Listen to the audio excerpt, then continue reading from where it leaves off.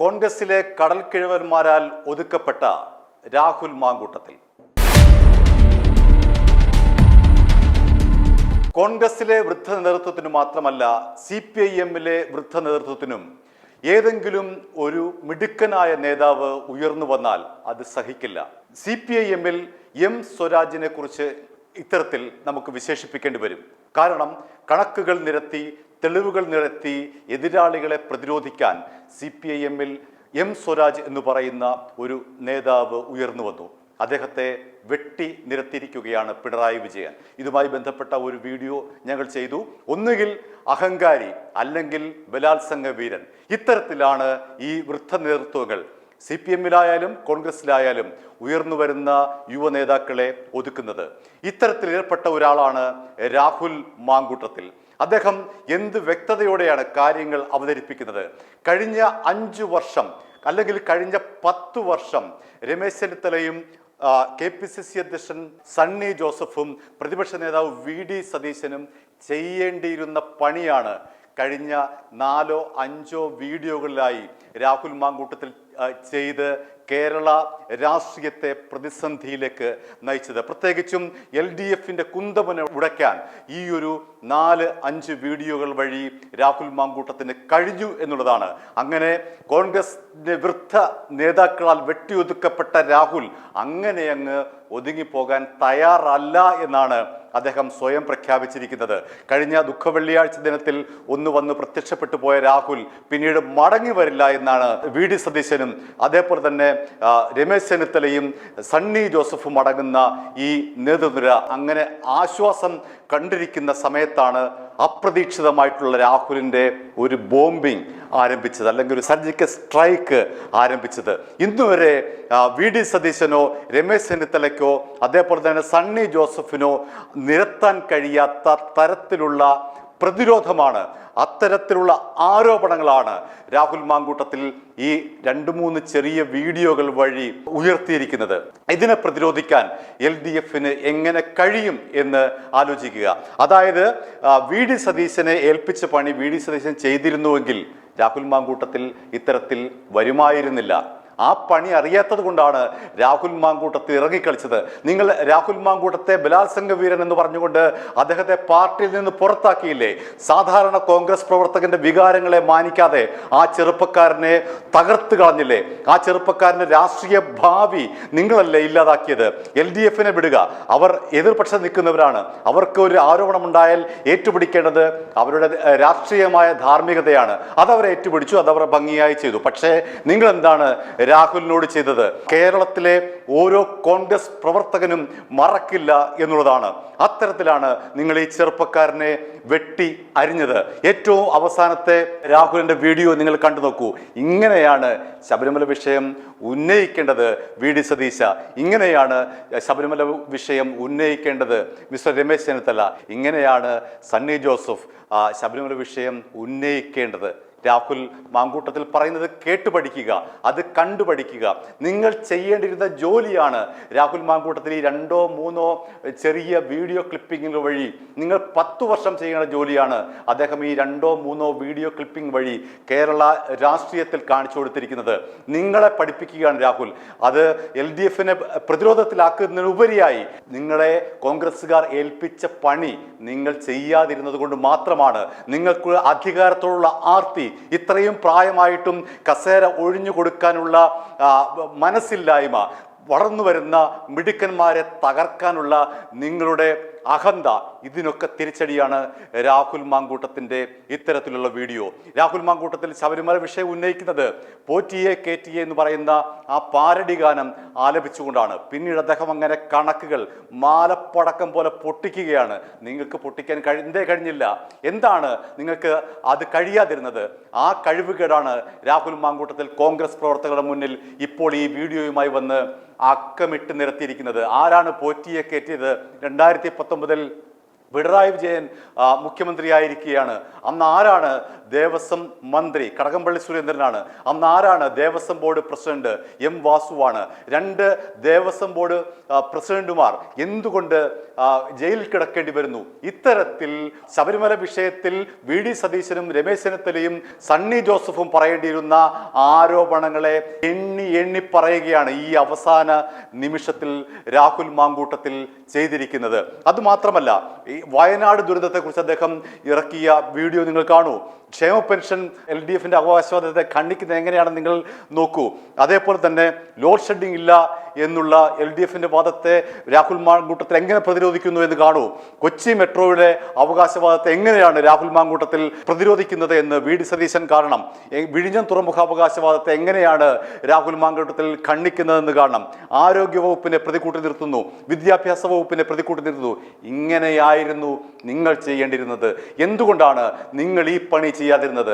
ഇപ്പോഴാണ് നിങ്ങൾ പോലും തിരിച്ചറിയുന്നത് ഇങ്ങനെയൊക്കെയായിരുന്നു കാര്യങ്ങൾ, ഇതൊക്കെയായിരുന്നു പറയേണ്ടിയിരുന്നത്, ഇതൊക്കെയായിരുന്നു കോൺഗ്രസ് പ്രവർത്തകർ ഞങ്ങളിൽ ഏൽപ്പിച്ച ഡ്യൂട്ടി, ഞങ്ങളത് ചെയ്തില്ല എന്ന് സതീശൻ മനസ്സിലാക്കണം, രമേശ് ചെന്നിത്തല മനസ്സിലാക്കണം, സണ്ണി ജോസഫ് മനസ്സിലാക്കണം. അവരെ മനസ്സിലാക്കിയ കൂടി ആണ് രാഹുൽ മാങ്കൂട്ടത്തിൽ ഈ ശബരിമല വിഷയം ഉന്നയിക്കുന്നത്. ആ വീഡിയോ കാണൂ.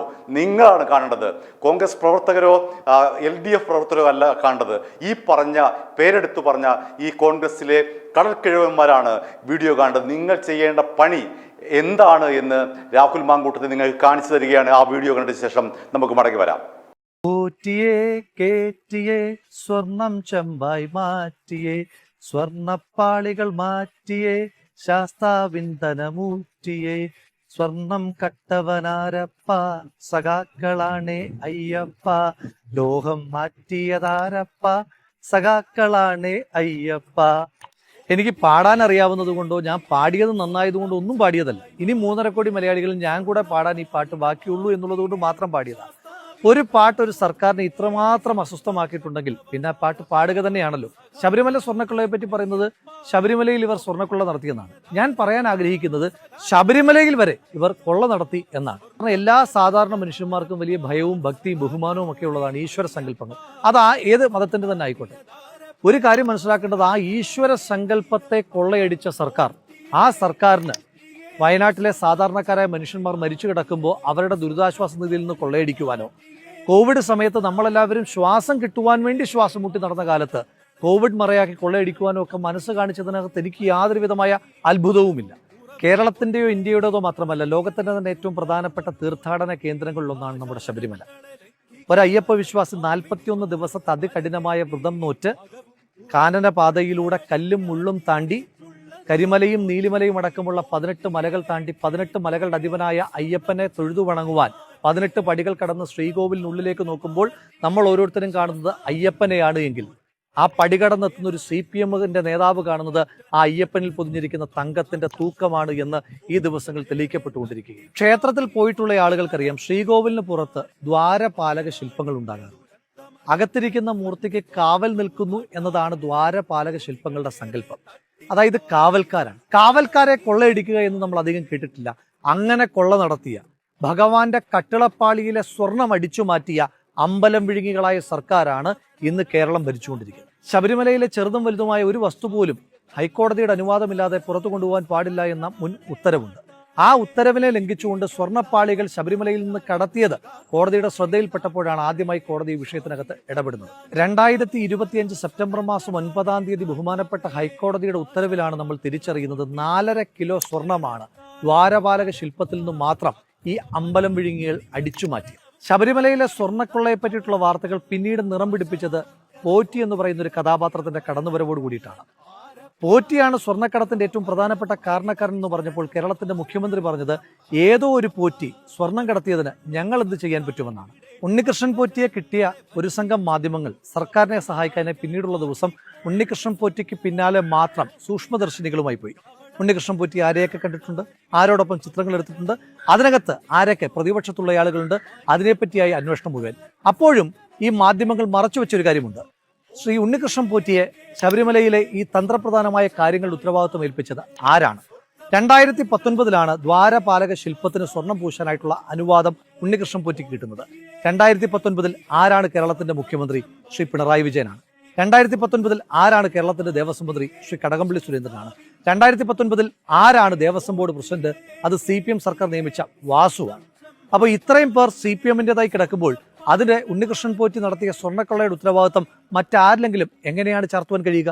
മാത്രവുമല്ല, 2025 ഒക്ടോബർ മാസം 6-ാം തീയതി ബഹുമാനപ്പെട്ട ഹൈക്കോടതി പുറപ്പെടുവിച്ചിരിക്കുന്ന ഉത്തരവിനകത്ത് വളരെ സ്പഷ്ടമായി തന്നെ സംസ്ഥാന സർക്കാരിന്റെ ദേവസ്വം ബോർഡിന്റെ പങ്കിനെ പറ്റി വിവരിക്കുന്നുണ്ട്. 2019 ആണ്ടിൽ ഉണ്ണികൃഷ്ണൻ പോറ്റിക്ക് ദ്വാരപാലക ശില്പം സ്വർണം പൂശാനായി കൊടുക്കുമ്പോൾ ചെമ്പ് എന്നാണ് സ്വർണത്തിന് പകരം രേഖപ്പെടുത്തിയിരിക്കുന്നത്. ഇത് വളരെ ഗുരുതരമായ ആസൂത്രിതമായ കുറ്റകൃത്യത്തിന്റെ തുടക്കമാണ്. മാത്രവുമല്ല, ഉണ്ണികൃഷ്ണൻ പോറ്റിയും ദേവസ്വം ബോർഡ് പ്രസിഡന്റായിരുന്ന CPM നേതാവ് വാസുവും തമ്മിലുള്ള ഇമെയിൽ ഇടപെടലുകളെ പറ്റിയും ദേവസ്വം ബോർഡിന്റെ നേരിട്ടുള്ള പങ്കിനെ പറ്റി ബഹുമാനപ്പെട്ട ഹൈക്കോടതി വളരെ കൃത്യമായി തന്നെ കണ്ടെത്തിയിട്ടുമുണ്ട്. നിങ്ങൾ ഒരു സുഭാഷ് കപൂറിനെ പറ്റി കേട്ടിട്ടുണ്ട്. ശബരിമലയിൽ നടന്ന സ്വർണ്ണക്കൊള്ള സമാനതകളില്ലാത്തതാണ് എന്നും ഇതിന് അന്താരാഷ്ട്ര സ്വർണ്ണക്കടത്ത് സംഘങ്ങളുമായി ബന്ധമുണ്ടോ എന്ന സംശയവും ആ ആശങ്കകളും പങ്കുവച്ചിരിക്കുന്ന പ്രതിപക്ഷമല്ല, ബഹുമാനപ്പെട്ട ഹൈക്കോടതിയാണ്. ഈ വിഷയവുമായി ബന്ധപ്പെട്ട് നിരവധി CPM നേതാക്കന്മാർ അറസ്റ്റ് ചെയ്യപ്പെട്ടപ്പോൾ ഈ സർക്കാരിന്റെ വാഴ്ത്തുപാട്ടുകാർ പറഞ്ഞ പ്രധാനപ്പെട്ട ക്യാപ്സ്യൂൾ കണ്ടില്ലേ? ഞങ്ങളുടെ പാർട്ടിക്കാരായിട്ട് കൂടി സർക്കാർ ഓരോരുത്തരെ അറസ്റ്റ് ചെയ്യുന്നത് എന്നാണ്. ഒരു കാര്യം മനസ്സിലാക്കേണ്ടത്, ആ അറസ്റ്റ് ചെയ്തത് അത്രയും SIT ആണ്. ഈ SIT സംസ്ഥാന പോലീസാണ് എങ്കിലും അത് പ്രവർത്തിക്കുന്ന ബഹുമാനപ്പെട്ട ഹൈക്കോടതിയുടെ നേരിട്ടുള്ള നിയന്ത്രണത്തിലും നിരീക്ഷണത്തിലുമാണ്. എന്നിട്ട് കൂടി ഈ സർക്കാരിന്റെ സമ്മർദ്ദത്തിന്റെ ഭാഗമായിട്ട് SIT മെല്ലപ്പോക്ക് തുടരുന്നു. കുറ്റപത്രം കൃത്യമായി സമർപ്പിക്കുന്നില്ല. സ്വാഭാവികമായ ജാമ്യം പ്രതികൾക്ക് കിട്ടുന്നതിന് വേണ്ടി 90 ദിവസമായും കുറ്റപത്രം സമർപ്പിക്കുന്നില്ല എന്നതടക്കമുള്ള രൂക്ഷമായ വിമർശനം മുന്നോട്ട് വെച്ചതും ബഹുമാനപ്പെട്ട കോടതി തന്നെയാണ്. ഇതിനകത്ത് പ്രതിപക്ഷത്തെ ചില സമയത്തൊക്കെ മുഖ്യമന്ത്രി അടക്കമുള്ള ആളുകൾ വിമർശിക്കാറുണ്ട്. സ്വർണം കട്ടതാരപ്പ എന്ന് ബഹുമാനപ്പെട്ട രാഹുൽ ഗാന്ധി ചോദിച്ചപ്പോൾ ശ്രീമതി സോണിയാഗാന്ധിയോടൊപ്പം പോറ്റി എടുത്ത ചിത്രത്തെ പറ്റിയിട്ടാണ് പിണറായി വിജയൻ പറയുന്നത്. ആ കേരളത്തിന്റെ മുഖ്യമന്ത്രിയോട് വെല്ലുവിളിച്ചുകൊണ്ട് ചോദിക്കുന്നു, ധൈര്യമുണ്ടോ? അങ്ങനെയാണെങ്കിൽ, അങ്ങനെ ഒരു സംശയം നിങ്ങൾക്കുണ്ട് എങ്കിൽ ഈ സ്വർണ്ണക്കടത്തുമായി ബന്ധപ്പെട്ട് ശ്രീമതി സോണിയാഗാന്ധിക്ക് ഏതെങ്കിലും തരത്തിലുള്ള പങ്കുണ്ട് എന്ന് നിങ്ങൾ വിശ്വസിക്കുന്നുണ്ടെങ്കിൽ ഒരു അന്വേഷണം നടത്താൻ നിങ്ങളെ വെല്ലുവിളിക്കുക. പിന്നെ പറയുന്നത് ബഹുമാനപ്പെട്ട അടൂർ പ്രകാശിനോടൊപ്പം ഈ പോറ്റി, സ്വർണം കടത്തിയ പോറ്റി ചിത്രമെടുത്തു എന്നുള്ളതാണ്. ഇവിടെ ചോദ്യം, പോറ്റിക്കൊപ്പം ആരൊക്കെ ചിത്രമെടുത്തു എന്നുള്ളതാണോ ഒഫൻസ്? പോറ്റി ആരുടെ സഹായത്താൽ സ്വർണം കടത്തി എന്നുള്ളതാണോ? ഒപ്പമുള്ള ചിത്രത്തെപ്പറ്റി ഞാനൊരു വാചകം പറയാം. ഒരാളോടൊപ്പം ചിത്രമെടുത്താൽ ആ ചിത്രമെടുത്തയാൾ ചെയ്ത എല്ലാ കൊള്ളരുതായ്മകളും നമ്മുടെ പേരിലാകുന്നത് എങ്ങനെ? ഇതെന്റെ ചോദ്യമല്ല. സ്വപ്ന സുരേഷുമൊത്തുള്ള വളരെ അടുത്തിടപഴകിയുള്ള ചിത്രം പുറത്തു വന്നപ്പോൾ കേരളത്തിന്റെ മുഖ്യമന്ത്രി പിണറായി വിജയൻ അദ്ദേഹത്തെ ന്യായീകരിക്കുവാൻ വേണ്ടി പറഞ്ഞ വാചകമാണ്. ഇതെന്തുകൊണ്ടാണ് മറ്റുള്ളവർക്ക് ബാധകമാകാത്തത്?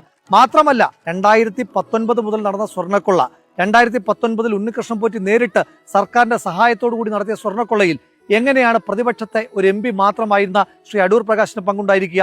മാത്രമല്ല, SIT ഒരു സംശയം ചോദിച്ചപ്പോൾ ചോദ്യം ചെയ്യലിന്റെ നോട്ടീസ് പോലും കൊടുക്കാതെ SITക്ക് മുന്നിൽ പോയി ധൈര്യത്തോടു കൂടി മറുപടി പറഞ്ഞ വ്യക്തിയാണ് ശ്രീ അടൂർ പ്രകാശ്. അത് കഴിഞ്ഞ് മാസം കുറയായല്ലോ. എന്തുകൊണ്ടാണ് നിങ്ങളുടെ പോലീസിന് അടൂർ പ്രകാശിനെ അറസ്റ്റ് ചെയ്യാൻ കഴിയാത്തത്? കാരണം അദ്ദേഹത്തിന്റെ കയ്യിൽ ഈ സ്വർണം കടത്തിയതിന്റെ ചെളി പറ്റിയിട്ടില്ല എന്നുള്ള കാര്യം നിശ്ചയമാണ്. നിങ്ങളൊരു കാര്യം മനസ്സിലാക്കേണ്ടതായിട്ടുണ്ട്. എങ്ങനെയാണ് ഇതിന്റെ രാഷ്ട്രീയ ഉത്തരവാദിത്വത്തിൽ നിന്ന് CPM-ന് മാറുവാൻ കഴിയുക? അതിന് ഒരുപാട് രേഖകൾ വന്നിട്ടുണ്ട്. 2016 ശേഷം 25 വരെ ശ്രീ പിണറായി വിജയൻ കേരളത്തിന്റെ മുഖ്യമന്ത്രിയായിരിക്കുന്ന കാലയളവിൽ 4 പേരെയാണ് ദേവസ്വം ബോർഡിന്റെ പ്രസിഡന്റുമാരായിട്ട് പിണറായി വിജയൻ നിയമിച്ചത്. ആ 4 ദേവസ്വം ബോർഡ് പ്രസിഡന്റുമാരിൽ 2 പേർ ജയിലിൽ കിടന്നു. ഒരാൾ സംശയത്തിന്റെ മുൾമുനയിലാണ്. ജയിലിൽ കിടന്ന 2 പേർ നിസ്സാരക്കാരല്ല. ദേവസ്വം ബോർഡിന്റെ പ്രസിഡന്റും CPM-ന്റെ നേതാവുമായിരുന്ന വാസു, CPM-ന്റെ കോന്നി MLA-യും CPM പത്തനംതിട്ട ജില്ലാ കമ്മിറ്റി അംഗവുമായിരുന്ന പത്മകുമാർ. ഇവരൊക്കെ ജയിലിൽ കിടന്നിട്ടും ചില്ലറ ഉളുപ്പൊന്നും പോരാ.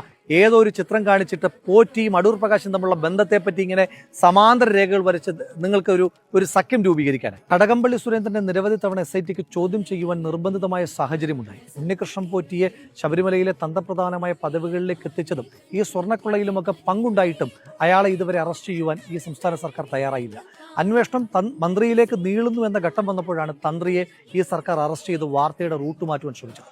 തന്ത്രി ഒരു കുറ്റം ചെയ്തിട്ടുണ്ട് എങ്കിൽ തന്ത്രിയെ അറസ്റ്റ് ചെയ്യണമെന്നുള്ള കാര്യത്തിൽ എനിക്ക് തർക്കമൊന്നുമില്ല. പക്ഷേ നിങ്ങൾ അറസ്റ്റ് ചെയ്ത് ജയിലിലടച്ചതിന് ശേഷം കോടിക്കണക്കിനായ അയ്യപ്പ വിശ്വാസികളുടെ സങ്കല്പത്തിന്റെ ഭാഗമായ തന്ത്രിക്കെതിരായിട്ട് എന്ത് തെളിവാണ് നിങ്ങൾക്ക് കോടതിയിൽ സമർപ്പിക്കുവാൻ കഴിഞ്ഞത്? നിങ്ങൾ കൊടുത്ത എല്ലാ ഫോൾസ് അലിഗേഷൻസിനെയും റദ്ദ് ചെയ്തുകൊണ്ട് ബഹുമാനപ്പെട്ട കോടതി തന്ത്രിക്ക് ജാമ്യം കൊടുക്കുമ്പോൾ 2 വട്ടമാണ് തന്ത്രിക്ക് അനുകൂലമായി പറഞ്ഞത്. ഒന്ന് പറഞ്ഞത് there is not even an iota of evidence against Tantri എന്നാണ്. രണ്ടാമത് പറഞ്ഞിരിക്കുന്നത് there is nothing on record against Tantri എന്നാണ്.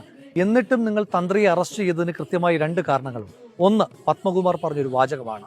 പത്മകുമാർ പറഞ്ഞു, ദൈവതുല്യനായ ആള് പറഞ്ഞാൽ പിന്നെ എന്താണ് ചെയ്യുക എന്ന്.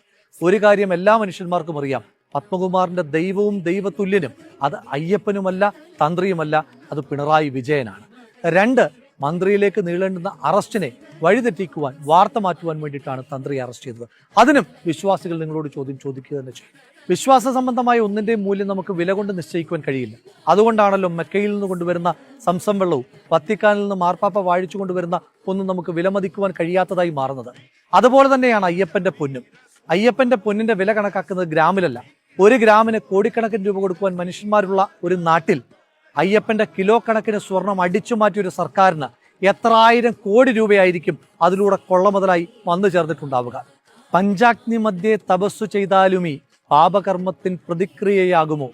അദ്വൈതം എന്ന് പറയുന്ന മലയാള സിനിമയിലെ പാട്ടിന്റെ ഈ വരികൾ എഴുതി വെച്ചിട്ടാണ് ജസ്റ്റിസ് ബദറുദ്ദീന്റെ ബെഞ്ച് ശബരിമലയിൽ നടന്ന സ്വർണ്ണക്കൊള്ളയുടെ ഭീകരത, ആ പാപത്തിന്റെ കറയെപ്പറ്റി കൃത്യമായി പരാമർശിച്ചു വെച്ചിരിക്കുന്നത്.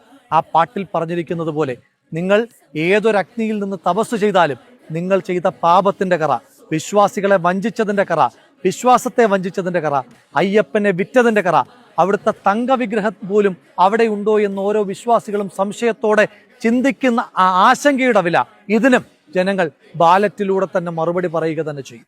പോറ്റിയെ കേറ്റിയെ എന്ന് തുടങ്ങുന്ന ഈ പാരഡി ഗാനത്തോട് തുടങ്ങിയ രാഹുൽ മാങ്കൂട്ടത്തിന്റെ ആ മാലപ്പടക്കം പൊട്ടിക്കലുണ്ടല്ലോ, അത് അവസാനിപ്പിക്കുന്നത് എങ്ങനെയാണ് നിങ്ങൾ ശ്രദ്ധിച്ചോ? പഞ്ചാഗ്നി മധ്യേ തപസ് ചെയ്താലും ഈ പാപകർമ്മത്തിന് പ്രതിക്രിയ മാറുമോ എന്നുള്ള ഹൈക്കോടതിയുടെ ആ ഒരു കോട്ടിന്റെ അടിസ്ഥാനത്തിലാണ് ഇങ്ങനെയൊക്കെയാണ് രാഷ്ട്രീയം കളിക്കേണ്ടത്. ഇതാണ് രാഷ്ട്രീയം. പറഞ്ഞു കൊടുക്കൂ രാഹുൽ, മനസ്സിലാകട്ടെ രാഹുൽ, ഇനിയും താങ്കൾ പറയണം. അതാണ് കോൺഗ്രസ് പ്രവർത്തകർ ആഗ്രഹിക്കുന്നത്. i2i News, an eye for truth. i2i News subscribe ചെയ്തിട്ടില്ലാത്തവർ ഇപ്പോൾ തന്നെ സബ്സ്ക്രൈബ് ചെയ്യുക. നോട്ടിഫിക്കേഷൻ ലഭിക്കുവാൻ ബെൽ ബട്ടണും അമർത്തുക.